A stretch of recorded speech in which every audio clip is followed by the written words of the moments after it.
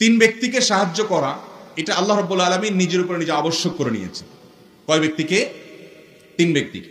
এই তিন ব্যক্তির মধ্যে তৃতীয় নম্বর হলেন ওই ব্যক্তি ওয়ান্নাকিহ আল্লাযী ইউরিদুল আফাফ, যে বিবাহেচ্ছুক যুবক বা যুবতী বিবাহ করতে চায় চরিত্র রক্ষা করার জন্য, নিজের ঈমানকে তাকওয়াকে রক্ষা করার জন্য, হারাম থেকে বাঁচার জন্য যে বিয়ে করতে চায়, এই আল্লাহর বান্দা তার আর্থিক দুর্বলতা আছে, অন্যান্য দিক থেকে দুর্বলতা আছে, কিন্তু সে নিজেকে রক্ষা করার জন্য সাধ্য অনুযায়ী চেষ্টা করে এবং বিবাহ করতে ইচ্ছুক।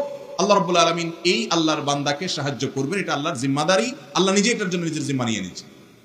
আমাদের সমাজে বিবাহ দেরি করাটা একটা ট্রেন্ডে পরিণত হয়েছে। আজকাল তো 30-এর আগে বিয়ের কথা বলাটাই একটা দোষের বিষয়।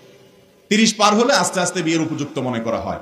32, 33, 34, 35, 36, 37 হলে মোটামুটি বিয়ের পরিপূর্ণ বয়স হয়েছে মনে করা হয়। ভাইরা আমার, এই বিষয়ে আমি খুব দীর্ঘ আলোচনা করব না আজ, কারণ অনেকগুলো পয়েন্ট আছে আমার। লেট ম্যারেজ বা দেরিতে বিয়ের যে ক্ষতি, সেই ক্ষতিগুলোকে তালিকা করলে বিশাল বড় তালিকা হবে। এর মধ্যে একটা ছোট্ট কথা শুধু বলি, যারা দেরিতে বিয়ে করেন বেশিরভাগ ক্ষেত্রে দেখা যায় দাম্পত্য জীবনে যে স্বামী স্ত্রীর মধ্যকার ভালোবাসা হওয়ার কথা, যে সম্প্রীতি হওয়ার কথা, এটা আসলে সেই লেভেলের হয় না। এর অন্যতম একটা কারণ হলো অনেক দেরিতে বিবাহ করা। এই দেরিতে বিয়ের সাথে সম্প্রীতি না হওয়ার সম্পর্ক অনেক কারণে।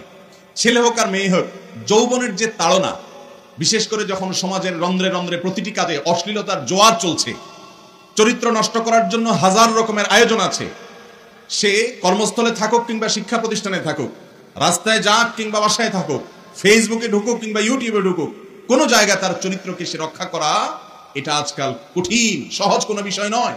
এরকম পরিস্থিতিতে একজন যুবক তার যৌবনের বিরাট একটা সময় সে পার করে ফেলবে, 30-35 হয়ে যাবে, আর তার চরিত্রে শুধু ফুলের মতো পবিত্র প্রলেপ থাকবে, এটা সম্ভব খুব কম।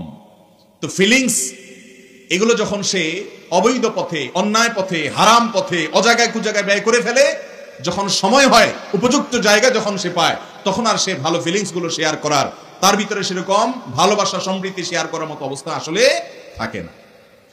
এ বিষয় নিয়ে যদি আমরা কথা বলি, অন্তত 10টি উল্লেখযোগ্য ক্ষতি একটা একটা করে আমরা দেখিয়ে দিতে পারবো। সেজন্য যুবকদেরকে বলবো, নিজের পায়ে নিজে দাঁড়ানো বলতে শরীয়ত যেটুকু বলেছে সেটা হলো স্ত্রীর মহারানা এবং কোন রকম ডালভাত জোগাড় করার মতো ব্যবস্থা যদি হয়, বিবাহের জন্য উদ্যোগ নেন।